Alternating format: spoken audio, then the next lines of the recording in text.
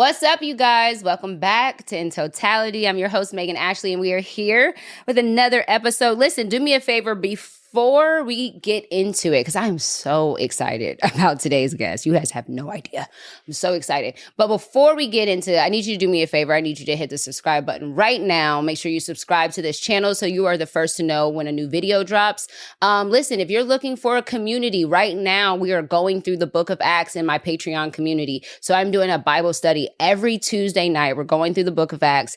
It has been so good, you guys. We're currently, I don't know when you'll see this episode, but right now we're heading into chapter 4 of Acts, and it has just been amazing, and it's just been a really good time. So if you're looking for a community, if you're looking for people to connect with like-minded people, listen, Patreon, the Village community is exactly where you need to be. Not only do you get the Bible study, but we do book clubs. I have my vlog, my docu-series, the In Totality docu-series that's on there, bonus content from my guests. Listen, you don't want to miss out. So make sure you check that out. Listen, also, last thing I'm going to plug, because I got to get you while you're here, right in the beginning. Acts 242 conference, guys, October 25th and 26th. You don't want to miss it. Tickets are selling fast. I would hate for you to go and try to buy the ticket and it be gone. You don't want to miss this. We're going to have an amazing time. This is a discipleship conference that Jackie Hill Perry and I are hosting. We have some amazing speakers, Pastor Philip Anthony Mitchell. We have the Preston Perry. We have Dr. Sarita Lyons. We have Dr. Eric Mason. It is going to be a phenomenal conference, you guys. You don't want to miss this right here in Atlanta, Georgia, October 25th and 26th. The description will have the link where you can go and purchase tickets, but I just want to let you know, listen, they're going fast. All right? Don't DM me October 24th. Don't DM me October 25th. I can't help you. Okay? I got to prepare my own heart. Okay? So don't ask me for no tickets. Just go get them right now. Okay? All right. We're going to get into, I am so excited about this conversation because friendship is such a topic right now. And who better to have on the podcast than the friendship expert, Danielle Bayard, did I say it right? Jackson is here. Ah, yay! I'm so excited. Thank you for having me. I'm so excited you're here. Yeah, Thank I'm you. excited to be here. Thanks for coming. How are you? I'm okay. I am ready to talk. You were like, oh, I'm just going to ask you the research. And I was like, perfect. And you were like, and also some personal questions. Yeah. I was like, oh, no. You were like, that's not what I do. Yeah. You're like, I give the data. Yeah. But now we're going to get into all the things. Okay. And I'm thankful that you're here because you had a little traffic issue. We didn't know if you were going to make it or not, but the Lord provided a way, and now you're here, and I'm so happy. Me too. I think this conversation is going to be good. So tell us, okay, I want to know all the things, and I'm chomping at the bit to ask all the questions, but I want people to get to know you first. Okay. So tell us about who you are.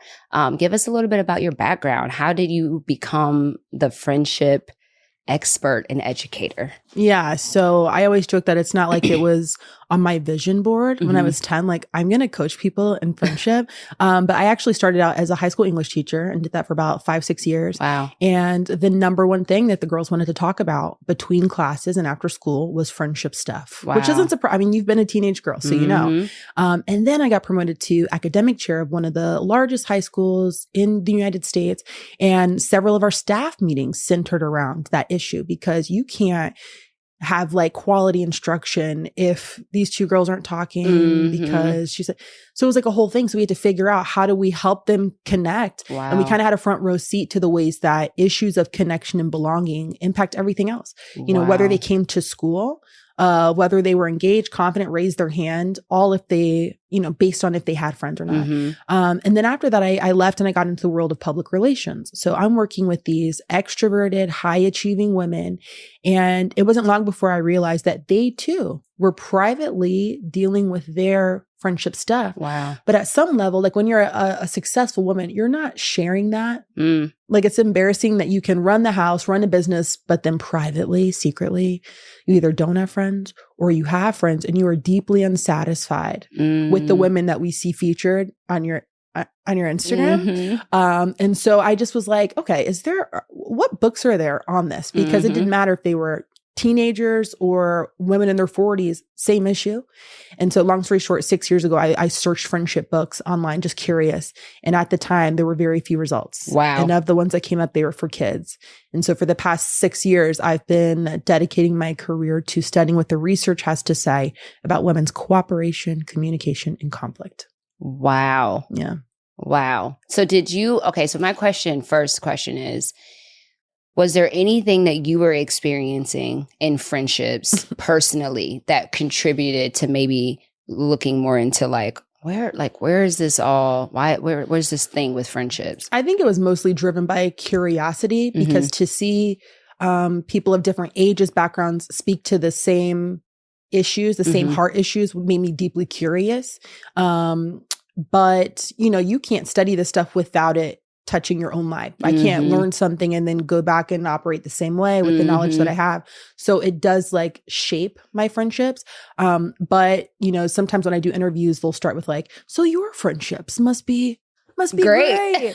And they're great now, but that doesn't mean that I haven't been a crappy friend, but I feel like it gives me more confidence to have that history, because I kind of feel like I'm like the ghost of Christmas future who's telling everyone trust me, if you don't get it together, these are the things that you're going to have to go through unnecessarily. Yeah. So, so there's things I've had to work through, but I think learning the research has personally helped a lot. That's okay. So I'm going to get into all the things. Are you ready? Yes. I scared Danielle, y'all, because I was like, I'm going to ask you all the stuff. Okay. So I want to know when you looked up friendships, when you started to do your research and you said you did that 5 years ago, right? Have you seen a difference in the research and then the data between 5 years ago and now? What were you seeing then that maybe is the same that you're seeing now? Or what have you seen shift or increase in today's culture versus maybe 5 years ago? I think some of the same trends are still going really strong. And a lot of them started pre-pandemic. So, little things there's something known as the American Time Use Survey. And they found that in 2013, we were spending on average 6 hours a week with our friends. But now it's a little over 2 hours a week. And the way that we're using that extra time is with alone time. So our alone time has gone up exponentially. And then, culturally, you see things shift where there's a lot of things to encourage you to do things alone. I don't have to go to the grocery store. I can DoorDash, and I don't have to go to the library. I can get it on my Kindle. What's the cost of these conveniences and how is that impacting your community? And so I see a lot of trends just continuing in the same direction. But something that makes me optimistic is I've seen an uptick in friendship content, friendship articles, friendship books, which I think is a good thing, that we are giving it the same attention that we normally give to romantic relationships. So I'm excited about that. Okay. Yeah. So what was the surprising research that you found when you really started to dig into friendships and you did all the research? What was one thing that you found that was really surprising to you regarding the data? Yeah, I think the thing that continues to surprise me is seeing the direct connection between having a social circle and the quality of your social circle and your health. Because so often we talk about friendship, especially women's friendship, women's conferences, which I love, by the way, but it's just I can only take so many tips on brunches and feel good stuff. Yeah. But that kind of positions friendship, women's friendship especially, as kind of an extra. It's nice to have some girls. Yeah. And so to read stuff that's showing, oh no, this is directly determining how long you live, how healthy you are, how happy you are. Your habits is largely determined by if you have a social circle and how quality that circle is.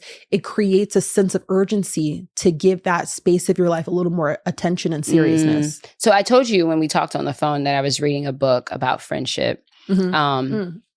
Because and my audience knows that my life has changed drastically in a year, and I had a very public friendship, and when that friendship ended, I'm the type of person where it's okay, I want to learn from the mistakes that I made in that friendship. I want to learn how to navigate and have healthier relationships going forward. And so, thank God he brought me a really good friend in my life to help me, just in a lot of different ways. But it's the first time that I'm experiencing friendship in a really healthy way, which is like beautiful. Yeah. And I love it. And so anyway, Jackie recommended a book to me and I was reading it. And one part that I saw in the book is he was saying how necessary friendships are. And like how you were saying, like we treat it as this secondary thing or like this casual thing. But he was like, it's almost as necessary as like the main things that we need in our lives. Like that's how necessary friendships are. Why is that? Why is friendship, number one, why have we treated friendships so secondary and focused more on romantic relationships and not platonic relationships? And why is it so necessary? Yeah. So, oh my gosh. So I specialize like in the women's, like research around women's platonic relationships. So I'll speak to that. It's important for so many reasons. Just like a couple of random things that might be interesting, but like the longest running study on happiness out of Harvard found that the number one thing that determines how happy and healthy you are is the quality of your relationships. So not income status or whether or not you're child free, but like the quality of the relationships you have, right? They say the number one preventer of depression is whether or not you have somebody to talk to. People who they say that, you know, having a sustained sense of loneliness is just as physically detrimental to your body as smoking 15 cigarettes a day. You know, so like my health is determined by the company I keep, if I feel seen, if these are quality relationships. So if you're trying to be physically healthy in your body and all these things, friendship it has to be priority. It's not just like a cute recreational pastime for the weekends. Like I need to be in community with people. And then for women specifically, you know, not only is it really beneficial, but it can be on the other side, it can affect us negatively. Because even though we have this companionship and things like that, you know, they say that women tend to integrate their friend into their lives to the degree of a sibling and men to the degree of a cousin. So I always get I feel some kind of way when people are like, oh, women, you guys are just so sensitive. You're upset over that. And not understanding like, well, yeah, this woman is like helping me raise my children, sharing resources with me, encouraging me spiritually. So I'm going to be hit really hard. If something like that is over, I can't just cut her loose and move on and be over it. Because our lives are so deeply woven into one another's, you know, but there's pros and cons to that. And I think maybe that's where having a Christ-centered friendship helps, or having healthy ideas of friendship helps. But it doesn't make it any less painful when it's over. I think, and I told you this when we talked earlier, I was just like, for me right now, now that I'm 34 and I've experienced a lot of different types of friendships, I can confidently say for me, if Christ is not at the center, it doesn't feel safe to me. And when I say safe, doesn't mean it's like I can't be around you, like I'm scared of you, but like my vulnerability, the level of my vulnerability is dependent on that for me. Like if Christ isn't in the center. So, and I know you've expressed to me your faith, and what do you find, like, do you feel like relationships are more successful when they have a Christ-centered relationship? Not just the idea, like, oh, we're church girls, we go to church together. Right. Not that, but like a for real Christ-centered relationship. Do you feel that relationships are more successful in that way, friendships? You know, what I can say to that is there's something known as social identity support. And the idea is that we need people who see us how we see ourselves. And those relationships are successful because I feel like, okay, you get it. You get me. You see me. And I feel like sharing the same faith offers that. Because can you really see all of who I am if you don't acknowledge my faith, if you don't understand my faith, if you don't understand that certain beliefs inform the decisions that I make, if you don't see that, then can you see me?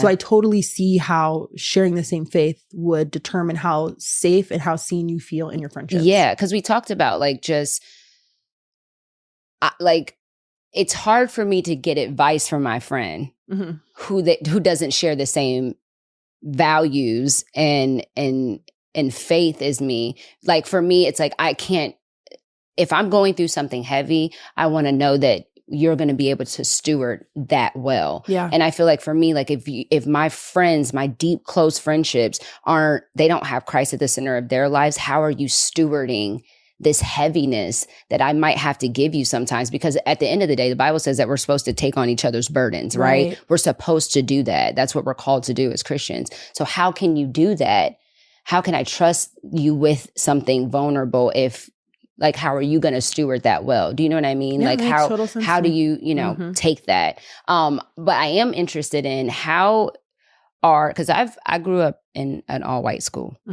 mainly.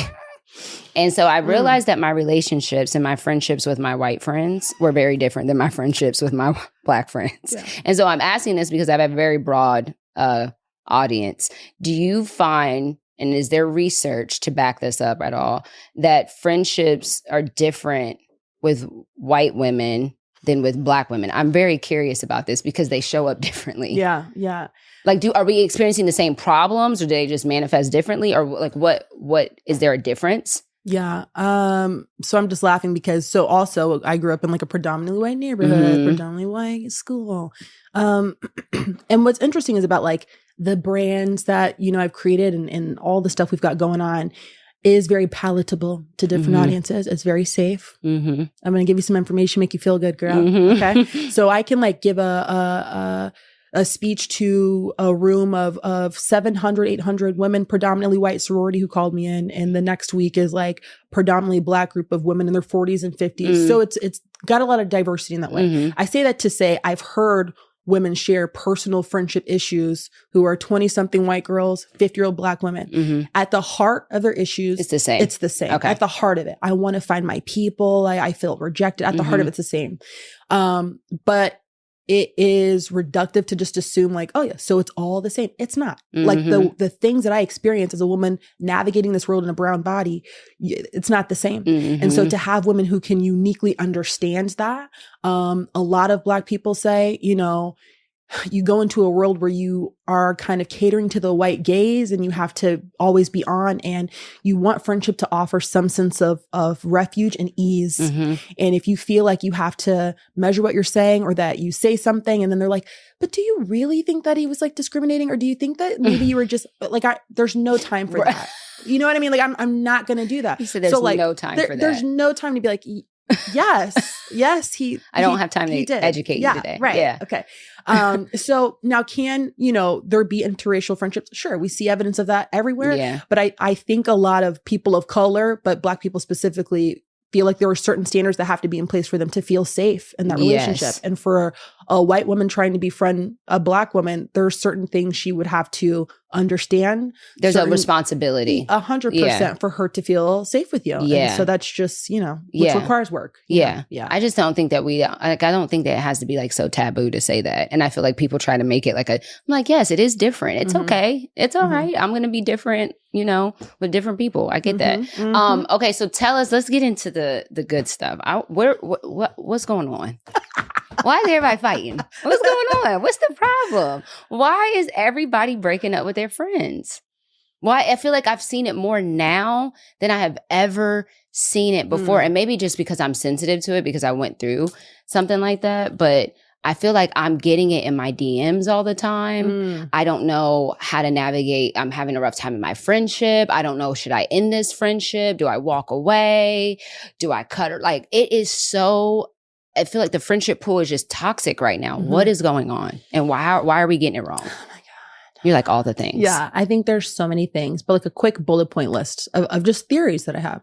The first is, I wonder if the reason it feels so much more prevalent is because it's easier to do. So by that, I mean just like you maintain a lot of relationships digitally. So to cut you off is easy because I just stopped messaging you. Or people are increasingly mobile compared to how we used to be, because you can move or fly to a new city for your job. Whereas before, maybe you had to stay in the same neighborhood. So I'm seeing these people all the time. So I'm probably having fewer conversations about cutting you off because I'm going to see you Sunday, Monday, Tuesday, Wednesday. So I think there's some like cultural maybe shifts that have happened that make people feel like it's easier to have that even as an option. I think it doesn't help to constantly have it on your algorithm. So I've made videos about like, we're going to clean up our algorithm. So go and look at how many posts you watch all the way through, you like, you save, talking about how you can't trust people these days. Women are so petty these days, and you're liking it, and and it's just feeding you the same thing. So now maybe that option of leaving is top of mind because it's all that I have models for. That's all people are talking about. So when I have friction with you, you disappoint me, you say something that made me uncomfortable, my first thought is, you know what? I don't even need this. I'm out. I don't even need this. Yeah. As opposed to having more videos or messaging downloaded of reconciliation, or, because a lot of women will tell me like, I can't think of an example of women who were like, I can't with you, had some conversation, and circled back to one another. Have fewer examples of that, but I bet you could give me 25 examples. Yeah. Of women falling out who were once like besties, sisters, and no longer speak. Mm-hmm. So I think some of those things, cultural shifts, I think, some of the things we've heard before, an increasing culture of individualism. So I don't even need you. Phrases, which I've said, but phrases like, it doesn't serve me. Just, talk to me about this. It doesn't serve me. Because that thing really bothers me. It really irritates me. Like, this doesn't serve me anymore. And the reason why I think it bothers me is because I come from a Christ context. I'm coming from a Christian context, which he said, I didn't come to be served, but to serve, right? So like, we're supposed to serve one another. We're supposed to be there for one another. But this language of like, if it don't serve me, like if it don't benefit me, then I'm out. But anybody who's been in a deep relationship, every single day of that relationship isn't you being benefited, right? It doesn't work that way. So what is that? How can we have a healthier conversation about, okay, maybe we're experiencing some toxicity in this relationship. Maybe this part of this relationship is impacting me negatively, without the conversation of like, this doesn't serve me anymore, so I'm out. Like, how can we endure some hard times and challenges in friendships? So there's so many things, but I kind of condense it into, I know you're an analogy person. I'm an acronym person. I love a good acronym. So it's kind of like your brain is like this file cabinet, and every experience we're putting new things in the file cabinet, we're updating certain things, taking them out and updating. And that we kind of carry through in our experiencing friendships through the lens of all the things we're lugging around that file cabinet, these files, right? And so files, an acronym to help you. But I think this kind of, the letters I'm about to give you, I think is a helpful, tangible list to help you kind of measure the health of your friendship as a unit, but yourself. The F stands for fear. I think we make a lot of decisions out of fear. If it looks like you're about to reject me, am I like, I don't need this anyway? But that is fear. Like me leaving you before you leave me. So how many of my decisions are driven by, I'm actually scared. And that could work the other way too, which I know people are, familiar with, like anxious attachment and all that. But out of fear, I might lean in because it looks like you're going to leave. So I'm like hard pressed on winning you back. And even at the cost of my own integrity or because of fear. So I'm going to lean in because I'm scared, right? So fear is a big thing. What's your relationship with fear? That is going to permeate your friendships, right? The I stands for your identity. How do you identify? And I know that's a common question, but like, who are you? Whose are you? That shapes how you engage with people. Who you even believe you are, right? Determines how you show up. The L stands for love, which sounds like so obvious, but would you define love as, as long as you're loving me first, then okay, I'll love. I get that a lot. Like I gave to her 2 times, like, and she still hasn't. And I get it, to some degree, reciprocity is obviously important.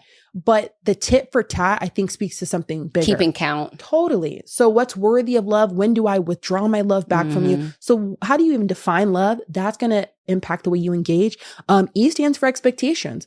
What do you expect friendship to offer you? Like, what do you believe you're entitled to, honestly, from friendship? Because we're all walking around doing friendship, but you have different standards and expectation of what I ought to do. And friendships are the most ambiguous relationship you're going to have. When you're married, I know how this works. Like, I know my role. I know, okay, with kids, at my job, but friendship is so ambiguous. I don't know what I'm supposed to do. Do I call you every day? Is that clingy?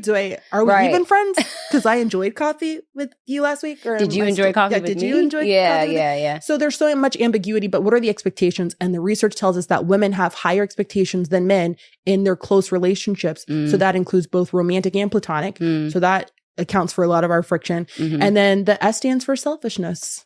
Like, honest to God, what is your capacity for being inconvenienced? If it's like, this is uncomfortable, so I just don't like it. How much do your preferences come first? I mean, truly. Dang. So those things I think can help us I think they determine the trajectory of and the health of your friendships, your relationships with those things. That's so good. So files. Yeah, files. We're going to put it on the screen so they'll be able to. It's cheesy, but you won't forget it. You know what I mean? Yeah, I love it. I love it.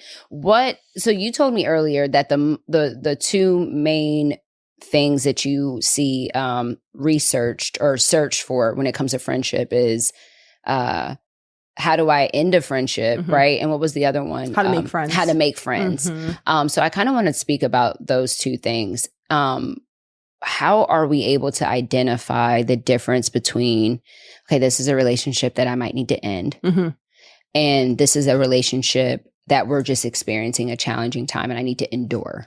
Yeah. So how do we discern the difference between what we need to endure and what we need to end? Yeah. So this is probably like a very like spiritually answer, but like discernment really helps because we could get a list. It's nice to have a checklist of like, okay, she has 6 of the 7. She's done. So that's very comforting to be able to know very clearly. Yeah. I'm looking at the numbers. This is over. Yeah. But asking God about that, like really like, and also tangible things include, do you like who you are with this person? That was a big one.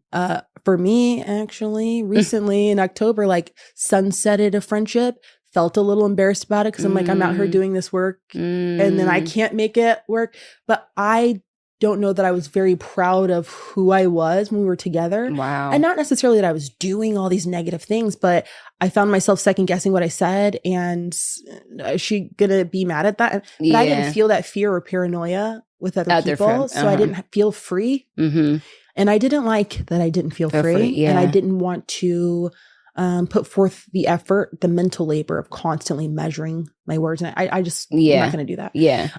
So that's one way to know whether it's time to end or not either. But if a person's kind of teetering on like, I don't know what to do, I do encourage them to spend some time to figure that out and get clear. Yeah. Because the research shows that ambivalent friendships where you're kind of like back and forth and this and that, ambivalent friendships might be more physically detrimental to you than an outwardly negative friendship. Like they hooked people up and had them write how they were feeling after they encountered certain people and certain kinds of friends. And their blood pressure was going up when they interacted with people who they were like, I don't know, sometimes some days are good and she's nice, she's funny, but she does talk down to me and I don't like that. Wavering takes a toll on you physically.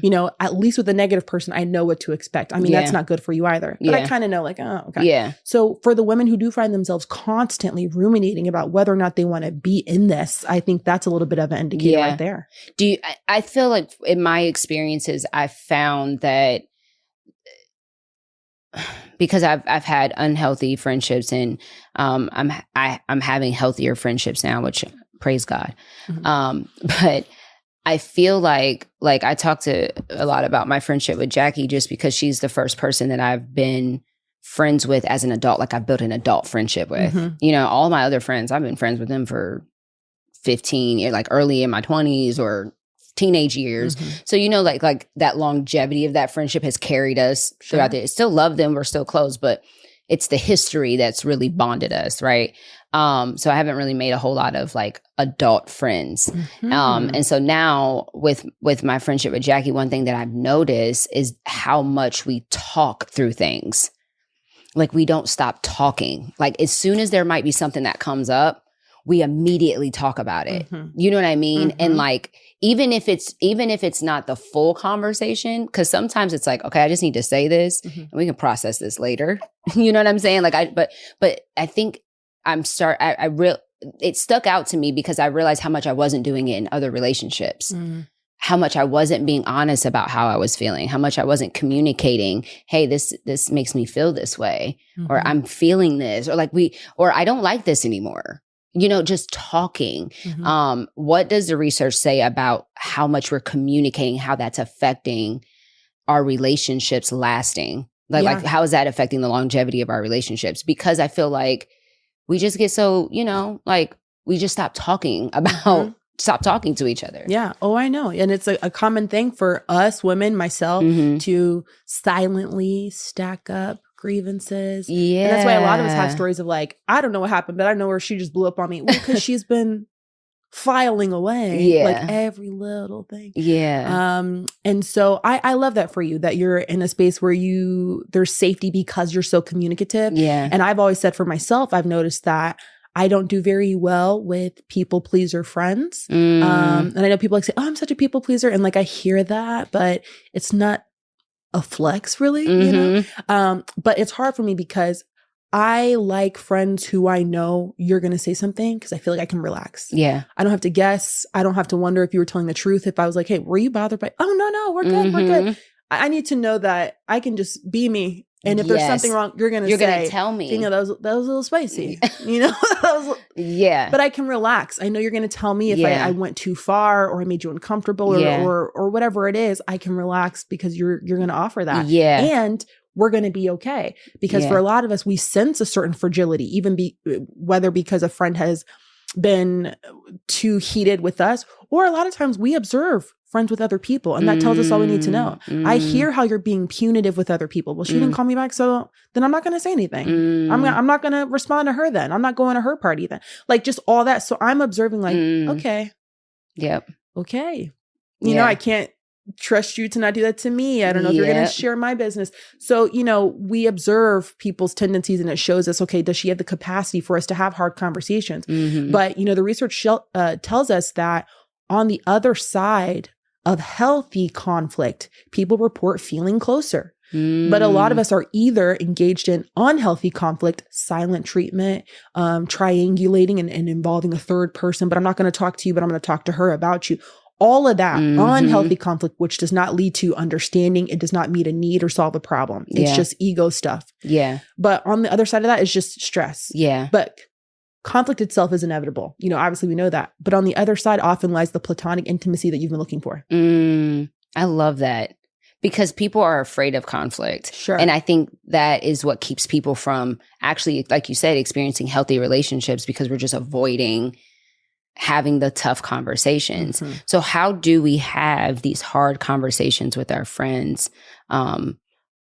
Like how do we navigate through like tough conversations? Because what you were saying about the friend that's like, okay, I just feel anxious when I'm around them and da-da-da. Yeah, but that's also, if you never tell your friend that, that's also not fair to be like, I'm just going to cut her off because I never communicated that, hey, this makes me uncomfortable or this makes me anxious or I'm not really sure how to read this from you. When you're quiet, what does that mean? Yeah. Does it mean that you're mad? Does it mean I need to talk to you? Does it mean I need to leave you alone? Like we're not having these conversations. And then it's just like, nope, I felt it in my body. My body feels uncomfortable. Yeah, totally. And it's like, well, you never told me that. Right. I'm feeling triggered. So personally, I want to say that in this situation, we definitely talked twice. So you know, we tried. And just, but anyway, it's not about me. So I feel like one way to start having hard conversations is the reason I think so many people are threatened by them is because at the heart of the discomfort often lies three questions. And I got this from a book called More Than Words, but he says, you're wondering, do you love me? Am I safe here? Do I matter? Those are questions we constantly want reaffirmed. And so for some people, conflict or tension makes me start to question that. Like, so do you not love me? Or do I not matter? Or the reason I bring that up is because sometimes it helps to affirm that before I share with you the thing, because it's easier for you to take this hard feedback when it's happening in the context of a good relationship. And it also helps if I've set a history with you of over 3-5 years of, you know, I have good intentions for you. I have always been there for you. So with all that in mind, if I come to you and say, okay, can we talk about yesterday? It's easier hopefully for you to take that, because you're like, when I look objectively at the evidence she has laid out for me over the 5 years of friendship, I have to receive this in love. Because that's all she's shown me. But a lot of us question everything like, oh, I guess she was a fake friend. And I was like, oh my God, she was never your friend. She's been loyal for 5 years. Yeah, but then we have the one fallout and we're like, true colors, you know? Like, no, my true colors have been the 5 years of colors, you know? It's a lot of colors. That's so many colors. So that's difficult for some people. But starting with affirmation, so you know this is in love. And sometimes, at least for me, and I kind of suggest this to people as an exercise, is think about the main reason you don't want to have the conversation. Mm-hmm. Why are you hesitating? Right. So I'll do this exercise with clients and they'll say things like, you know, I don't want it to be drama with our mutual friends. Mm-hmm. So I'm not going to say anything. I don't want her running to tell her. I don't want her to misunderstand what I'm saying. Mm-hmm. I don't want her to blow up at me. Mm-hmm. I don't want her to withdraw. I don't want her to flip it back on me.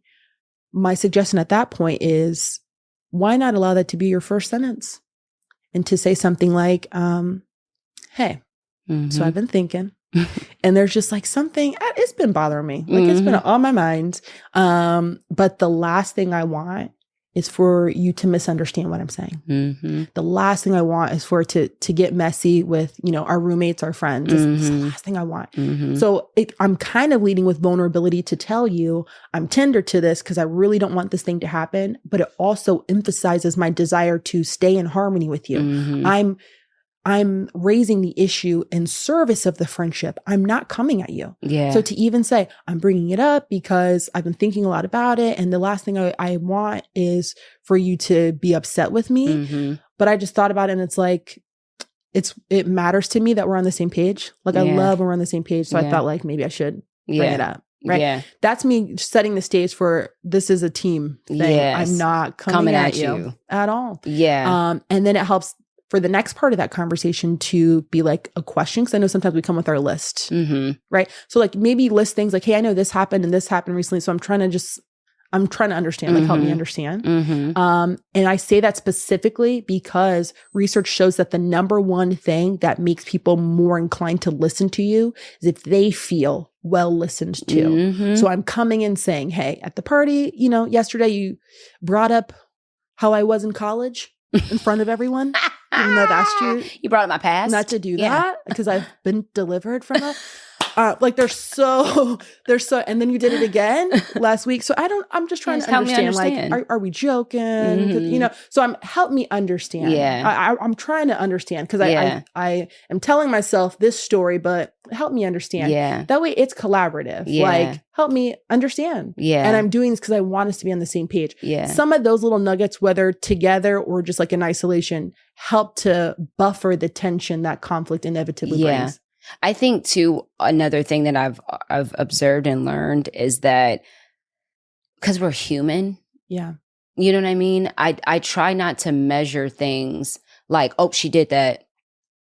Oh, you're toxic. Or, oh, she, you know, like I'm not trying to look at, but I always look at like how I measure, I don't know if measure is the right word, but I'm looking at how you respond more than the action of the thing. Yes. So like, even if you did something to hurt me, if I bring that up to you, your response is going to hold more weight to me than the action that caused me to bring up or to have that hard conversation. And I think that we need to pay more attention to the response of things because I think that's going to tell you a lot about a person. So even if I did, say me and you were friends and say I did something crazy, just random, I just did something crazy and you come to me and you're like, Megan, that hurt my feelings. That makes me extremely uncomfortable. That like, I just don't like when you do that. And I'm like, so like, get over it. That's going to tell you a lot about me. But if I'm like, oh my gosh, I'm so like, it was never my intention. What can I do so you don't feel that way? I think that holds more weight. Like, you know what I'm saying? So yeah, you might have hurt me, but I can see that the knowledge that now you have that you hurt me, that matters to you, then it feels more safe to be in that relationship. Then like, I'm going to pay more attention to that response than I am the action. Does that make sense? 100%. And I think it goes back to what you said earlier about, you know, we'll at least bring it up. Don't just be like, oh, I'm feeling uncomfortable, so I'm going to stop answering. Do you know how, bring it up. Do you know how frustrating that is to know, to not know how, like to be in a relationship with somebody for so long and not know how they feel about you? And I think that's a lot. I think, again, because we stopped talking to each other, I think that's a big part of it. Like just this tallying up stuff. And then all of a sudden when it serves you best, it's like, well, I'm cutting this relationship off. Right. And it's like, dang, I didn't even know you hated me this whole time. Right. Yeah. Oh my gosh. Yeah. Because I see content on that sometimes. People like, here are the signs I knew my friend secretly hated me. I'm like, oh my God, what? I really think that's a thing. I think that 100%. People can love you and hate you at the same time. Like, I think that's an actual thing. I believe that because, yes, because this friendship that was released last year. I have come to the place where I believe that I don't know that her other friends experienced her the way that I did. And that's I think there were things she felt about me that brought stuff out in her. But if I told that story to her other friends, they'd probably be like, what are you talking about? Yeah. That's so not her. And that's totally valid because it's, Yeah. But yes, I do think that. But what that really exposes, honestly, and it all sounds corny, but like a lack of conflict resolution skills. Like, no, that's not a flex. No, that's not a power move. No, that's not you being like, I'm done with her, like a position of authority and power. You don't know how to talk to somebody when they've grieved you. You don't know how to articulate your feelings. Like if we're being honest, for some of us, that's really what's happening. Yeah. You are deeply uncomfortable with conflict because of maybe the culture of conflict in your home. Growing up, people shouted. And so I'm just not going to bring whatever it was, but it's not a power move. It's not a flex. You shouldn't be testing your friends. I'm going to give her 2 more chances. I'm going to see if she... I'm going to give a 1-word text and she'll know. She'll like, and maybe that comes with age too. I feel very much like there's no time. I need you to just quickly, I need you to tell me what the grievance was. Again, because if we're in close relationship, isn't the goal to keep going? Like, isn't the goal to be like, hey, let me give you this data so we can move forward even stronger than before? Because to your example about like, a friend, you telling a friend and her saying, oh my gosh, I'm so sorry. That brings us closer because now it showed me our capacity for me to express myself. It showed me like, oh wow, you really care. Because even when I say you're the offender, you take that well. Oh my gosh. Like, so I always say, I'll end with this. It's a win-win. If you bring something up, even if it's deeply uncomfortable, it's a win-win. Yeah. Because you're going to get data that either shows you, okay, we can't go there. Yeah. And now I know. Or it brings us closer because it gives you a chance to accept me, affirm me, apologize. And it was a demonstration of how much you care about me and the relationship overall. For sure. And I feel like when, like again, experiencing my friendships now, that conflict resolution, that like getting to it quicker has actually caused the relationship to go deeper. You know what I'm saying? Like being able to overcome conflict and like discuss it immediately and like, hey, I didn't like that you did that, or hey, I didn't feel the best when you like talking about it immediately. It actually brings because there's safety. Like, oh, we've went through this maybe challenging time and we got over it. Yeah. And we got over it knowing each other more. I know more about you.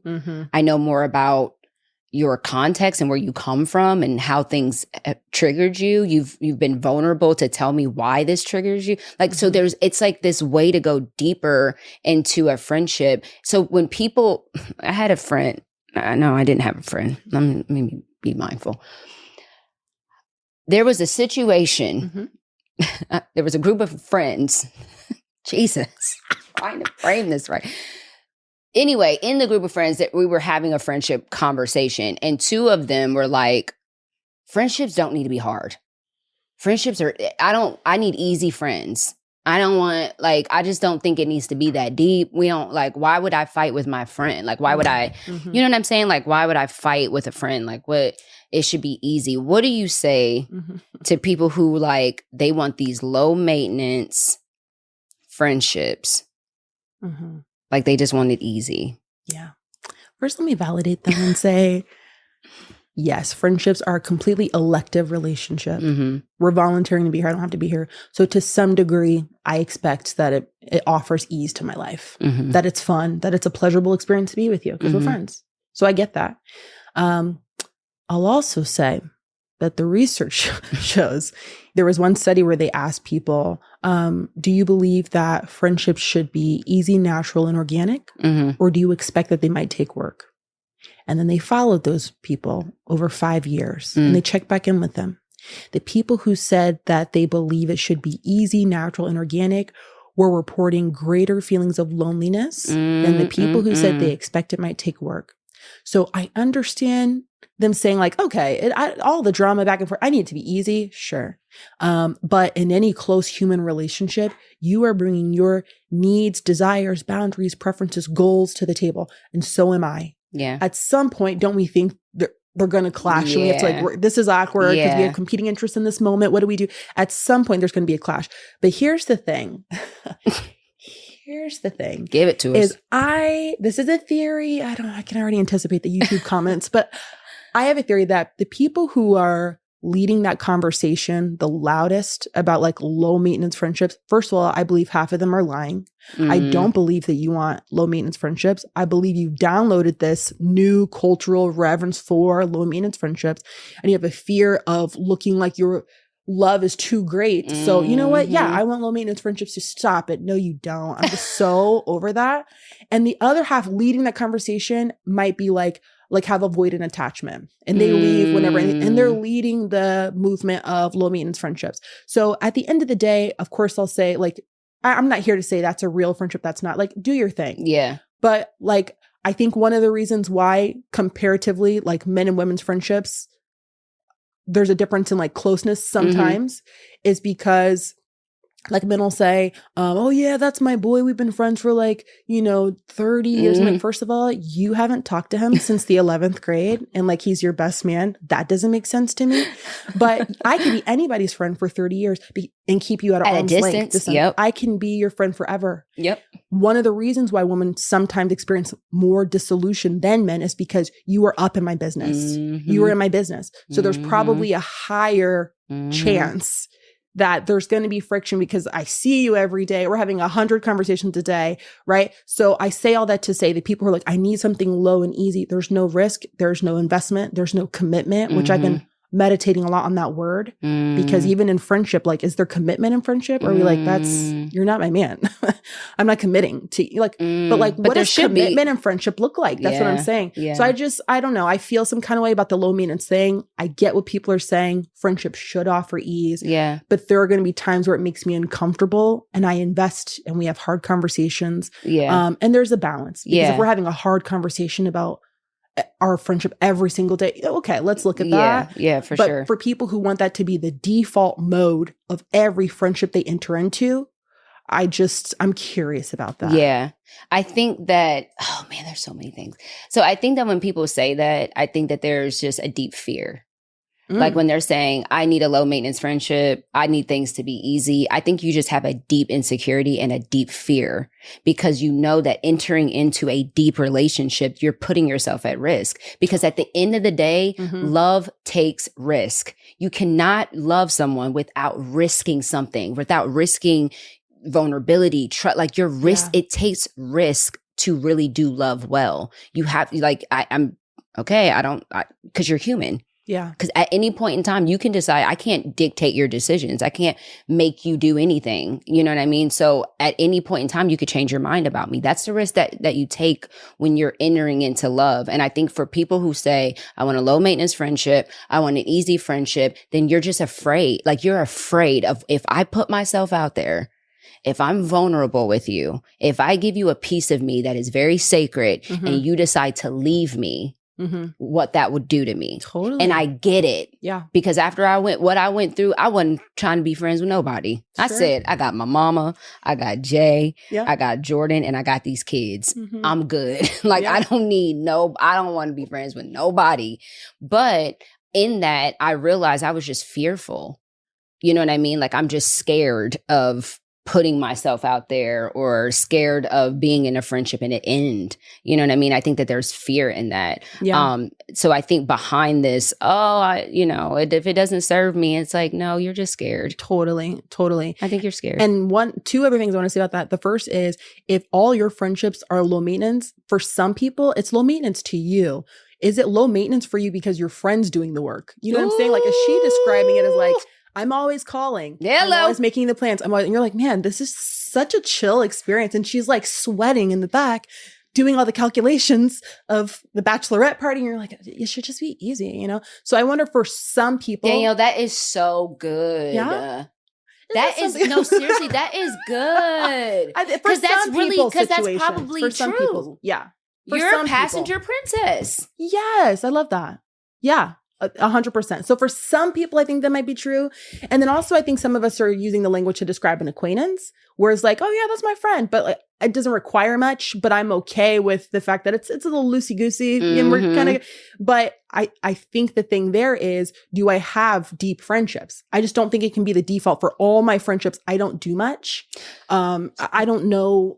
Do you think we need to have, like, I believe deep friendships are necessary because they're life-changing. Yes. I really do. I don't think all of my friendships have to be deep. Yeah. Right? Yes. And we obviously, like, we always use the example of Jesus, and, you know, he had the big crowd, and then he had the 12, and then he had the 3, right? And then he had him. Right. It was him and Jesus. It was him, not him and Jesus, but him and God. Yeah. You know what I'm saying? So it's like, you scale it down. How can we determine where to place people in our, like, in that friendship scale? Yeah. Like, what qualifies as an acquaintance? What qualifies as like a casual friend? Like, this might be a friend that you might go out to eat with a few times or go get coffee with, or, you know, but those friendships where it's like you say, you're in my business. Like, you know my weaknesses, you know my struggles, you know my man is getting on my on my nerves, you know my kids are going through it. Like, how do we know where to place? Because not everybody can know your man's getting on your nerves. To that friend, I'm like, things are great. Never better. I love him. He is the love of my life. And we could be going through, and I learned that the hard, man, you can't tell everybody your business now. They might be your friend, but they don't have the capacity for that. They don't have that gift. They don't. Yeah. Y'all not that. Yeah. Keeping secrets and telling my business. Jiminy. Yeah. So, okay, that's a great question. I'm going to answer it. But first, let's start with some context. So first is, there is research to suggest that our brains only have the capacity to maintain a certain number of close friendships. Ooh. And some people are like, they disagree, whatever, but it's been confirmed in multiple studies of the same thing, right? But they find that you kind of have the cognitive capacity for 3 to 5 ultra close relationships. Okay. My life is that data. Yeah. So. Which makes sense because think of all that's required to like be in deep. Yeah. I have to give you time. Yeah. I'm trying to remember important details of your life. Yeah. I can only do that for so many people. Yeah. I'm trying to show up for you proactively. I can only do that for so many people. And then if you think of that as like a little circle and then like all these concentric circles like around it, then the number gets higher, but the degree of closeness shrinks. So like then you got 15 kind of close friends and then so on and so forth, right? But 2 things. The first is that can be fluid. So somebody who's in my acquaintance circle might be in my tight friend circle next year. So, you know, friendships are dynamic, right? So, you know, things change. I've noticed it change sometimes with certain life transitions. Like both of you are pregnant at the same time or going into entrepreneurship at the same time. And now we're having more conversation, you know, or getting serious about your faith walk at the same time. And it kind of moves them in the circle to the center, you know, so it's fluid. And then the second thing I'll say is you need all of those rings. So for some people who say, I've got my 2 friends, like, I'm good. I get that. I do. But there's also research that says that people who have more friends are happier. And that's just to a certain degree. Like the girl with 300 friends, she's exhausted. She's not happy. She's not happy, tired. Yeah. But so you need all those layers. They call them loose ties or weak ties. The people who we're not close, but you offer value to my life. Like every time I see you, like you're putting me on to something interesting, telling me about new music. I'm like, thank you. Yeah. It lifts my mood. And they also said that you're more likely to find a new job opportunity through somebody in your weak tie. Oh, wow. Circle, because they have 1 foot in your world and 1 foot in another world. So I need all my kinds of connections, right? But I just like to say that because people are like, oh, I just need my 2. Like, no, there's a difference between tight friendship and then community and loose ties and all that. But in terms of knowing, well, who do I put in the top circle and who do I'm really big on observations. So you don't have to be the test dummy, the guinea pig. A lot of things will be revealed to you. Like I'm listening to, have I ever heard her say the words, I'm sorry, like in that order to other people? If not, I don't feel safe. You know what I mean? Like order. I've never heard her apologize, or she's telling me her other friend's business and I have a feeling her friend wouldn't have liked it. What about the friends who are always the victim in their circumstances? Right. I mean, so what do we do with those people? You know, when they're like, I think you know exactly. I think you're throwing me softball questions here. I think you know exactly what to do. I think you know exactly what to do. Now I'll tell you this. I've had a friend who like was like, telling my business with other people. And we did talk. I did say like, okay, sometimes when I share, I feel, you know what I mean? So, and I think it was the opposite. She was telling me her other friend's business. And after like the 6th time, I was like, okay, sometimes I don't know if they're hearing some of my stuff. And no. It's like, okay, but kind of like putting it out there so she knows I know. But I think over time, if a person has a habit of operating with sharing business or whatever, there's so much you can observe and that tells you.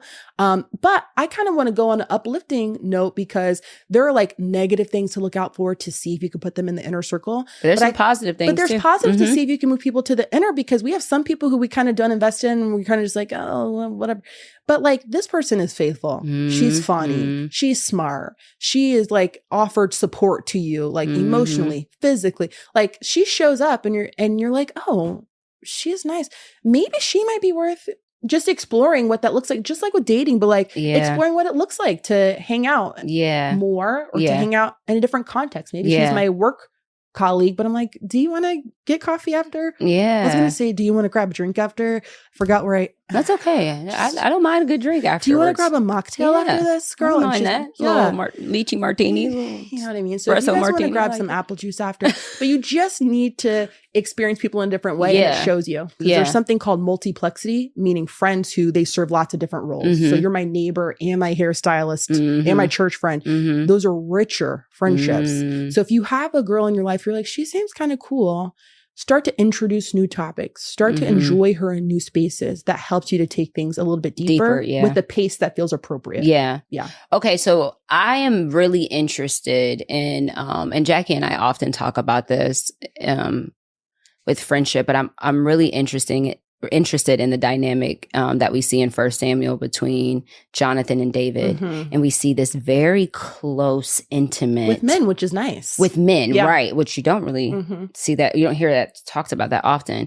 But I'm interested in, because I know that people put a heavy emphasis on intimacy when it comes to romantic relationship. But what does intimacy look like platonically with women? Because when I look at the story between David and Jonathan, they were up against something really hard, right? Jonathan's dad is actively trying to kill David. Right. That's his dad. Like, let's not act like that was just an easy thing for them to navigate through. That was still his dad, But they were so close. And it says that Jonathan made a covenant with David. So what does that look like when it comes to intimacy? Are we able to have these Jonathan and David types of intimate relationships? I think so.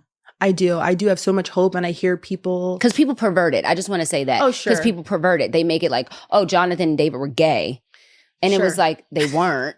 You know what I'm saying? So I'm saying like... Because our brains can't make sense of that type having that kind of commitment in a platonic Talk life. about it. Talk to us now, Danielle. She didn't got comfortable now. You didn't kick your feet out. Come on now. Talk about it. Tell us about it. I need to know. I mean, people probably define like intimate relationships differently, but there's a psychologist, her name is Dr. Harriet Lerner, and she says that, obviously it's the highest level and you can't enjoy that with everybody.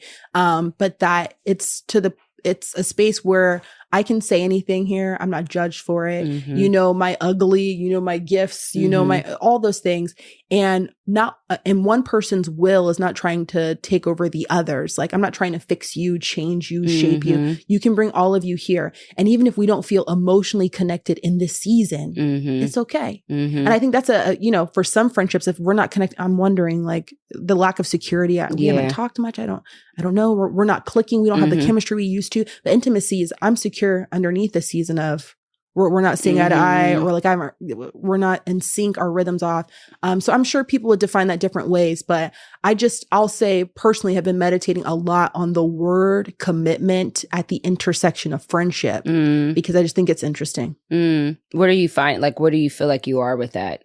Like, how committed is it? Is it a question of how committed do we need to be? Or are we even committed at all? Like, what are you? Okay. So some trends that are interesting is some people are saying the phrase platonic life partner, which sounds kind of like what?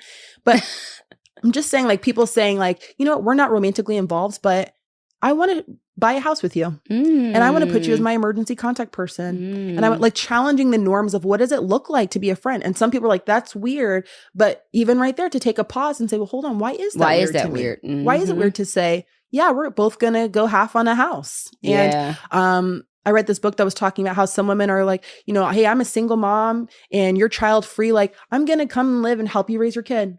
Which some people would be like, that's so weird. But again, wherever you kind of like, you know, retreat or recoil, like that feels odd. I really challenge that. So does that mean I can only own a home with a romantic partner? I can only raise kids with a romantic partner. I can only travel with a romantic partner. You know, I challenge a lot of girls, think about all the things you're waiting to do until you're partnered. Wow. How many of them could you be enjoying right now? Wow. You know, that's so good. Just commitment. What does it look like? Is just I'm just curious about it. I've been thinking about it. I can't wait to whatever content comes from it. I cannot wait. Because I just think that that's something that we need to explore more, is that what does intimacy look like in platonic relationships, and how can we be in that without perverting it? Do you know what I mean? Without being like, oh, well, you guys must be gay because you're so close. And it's like, no, I actually just, this is my friend and we are that close, but not, you know what I'm saying? Like the world perverts that I think Oprah gets that a lot. Always. I thought I heard that when I was little. Sure. Oprah and Gail. Right. You but know again, what I mean? I think you're bringing up a really good point that I'm going to think about. And I encourage other people to too, is how much of the not wanting to get close is because it feels weird because you've had the message downloaded that's only reserved for a certain kind of friendship. So you wrote an amazing book that Jackie read and she told me a lot about, and I have it. I actually just got it the other day. I haven't read all of it, but Fighting for Friendships. Like, tell us about the book. What do you, what was your goal in writing this book, and what did you really want people to get from it? Fighting for our friendships is so important to me because of what we talked about earlier of seeing so much content about leaving. And we all know that's an option. But how do I stay? Yeah. How do I stay? And so the book is in 3 parts. The first part is all the research and analysis. I think it's interesting. Why do women fight the way we fight? And when we kind of do little underhanded things, because just all these little things. It's the underhanded stuff. Yeah. What's that? Yeah. So I refer to that as there's just like stealthy ways, sophisticated stealth, I call it. But the idea is that, you know, whereas men can get in a physical fight, like literally stab each other in college and then be best friends. And you're like, how does that work?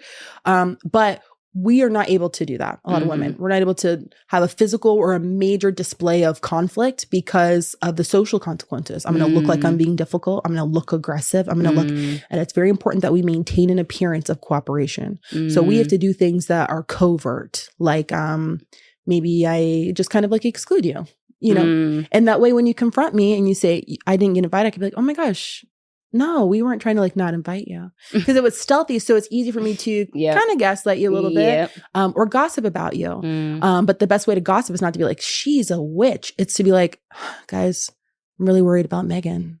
Have you noticed? It's the have you noticed. Yeah. It's the have you noticed. I feel like we should pray for this person's promiscuity. You know what I'm saying? Like, it's on my heart to pray for that. Ooh, but I'm really, ugly. My goal is to disparage her to you so that you would cut off relationship with her or like me better than her. But there's lots of things we do underground because we can't have the open conflict conversation because we can't. So there's lots of reasons. But the book is split up into like, what's all the research? Because I just think it's interesting. So we kind of take an aerial view. And then the second part is like the day-to-day stuff, because you still need to know the day-to-day business of being friends. So it's very tactical, what to do when she's the clingy friend, or she's the this friend, or she's the negative friend. Because at the end of the day, we've all, I think, been that friend to somebody at some point. So it also gives you a list of like how to know the friend is you. I'm sure at some season of my life, somebody was like, Danielle's so negative. You know what I'm saying? Sure. That's how she experienced me. For sure. So my hope is that it helps women to have more compassion for one another and feel equipped to develop more resilient friendships is the hope. Yeah. And of course, if it's time to let something go, like the final chapters are about how to do that with grace. Yeah. How do we, and I want to ask you that, and that'd be my last question, and we'll get to a healthy journal prompt for the audience. But how do we end a friendship in a healthy way, where we're not perpetuating the pain you know, in the process of it being over? Like, how do we do that in a respectful way? Yeah. Do we cut people off and just be like, I'm done with you? Or, you know, say, I just can't be in this relationship right now, and then go tell everyone else why they cut it off? You know, I'm just like, how do we end a relationship with integrity? Sure.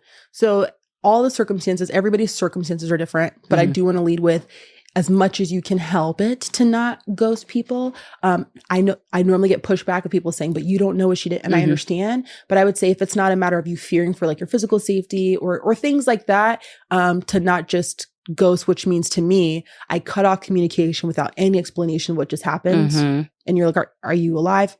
I'm done. It's super uncomfortable, but as close to in person as possible. So maybe in person, maybe phone, but there's something known as digital body language. It means that there are certain things that add to your message. Even the mode of communication I used, even whether or not I use emojis, like those things help communicate, like shape a message and are going to influence the way you receive it. So think through that. You use your discernment. What's probably the wisest thing to do to communicate your message where it reduces the ambiguity of a person being like, so are you saying it like this? How can I hey, can we talk? You know, hey, can we? And then when you're having that conversation, 2 tangible tips. The first would be try not to emphasize all the ways you believe she's inadequate. So I'm not going to say, I just feel like you're just too worldly. And I just, you know, I feel like you're You're some too of these emotional. Things might be true. Yeah, whatever it is. But how can I highlight what I'm moving toward and have less emphasis on the ways you're falling short? Just like, hey, I think I need to be in spaces where I feel a little more free to be myself. The subtext is the same, but I'm not, here's a list of all the ways you fall short. So I'm gone. So I just want to be tender with people. Yeah. I need to move toward this. And I you know. That's good. And then the second thing I would say is try your best not to reach for that therapy language. So like, we'll say things like, you know, I've just been reflecting, journaling, and I don't know that I have the capacity right now to just kind of like maintain. I just feel like it's so insulting. Like, how are you holding my hair back on the toilet in college and now you're talking to me like HR? It doesn't make sense. And it's not congruent with the history, the relationship that we've had. So if we've been through tender moments, we've been growing and living life together, and then you talk to me coldly, it comes across as very cold, but I think we reach for that because it feels very safe to put you at a distance and talk to you like a coworker. But I've had, you know, we've done exercises where you write out what you want to say to this friend and you highlight feelings language versus therapy language because it's more tender and vulnerable to say, hey, I've been doing a lot of thinking and I've tried to communicate some things recently and I feel like we keep missing each other. And the last thing I want is for you to be upset or take this the wrong way. But I think I have to prioritize being in spaces where I can just speak a little more freely. And I don't want to hurt you. I feel sad. I feel frustrated. I feel guilty, even like having this conversation. But I really think that that's what I have to do. And I understand if you're mad. And I just hope that one day you can understand. That's from here. And you have to prepare yourself. She might get mad. She might pull out the archives what she's been stacking up and be like, okay, well, since we're doing that, all of that, just because you do something the right way doesn't guarantee you a smooth experience. Right. So it's tricky and it's uncomfortable, but at least I think it's an act of generosity for you both because I don't have to pretend anymore. I can give myself the space to invite new connections into my life that feel more aligned. And she deserves to be in the company of people who appreciate her company. And I don't. Like, I mean, it sounds cold, but like, I can't give you that. But she deserves to have people who are reciprocal with their love and energy. So it's actually an act of generosity for you both to muster the courage to have a tender conversation to release her. Do you feel that in relationships with friends, like, is it healthy or okay to say, oh, I'm not friends with this person anymore, so my friends have to stop being friends with this person? Is that healthy language? Because that's something I had to really work through with my therapist last year. Is like, I'm like, dang, like, is that?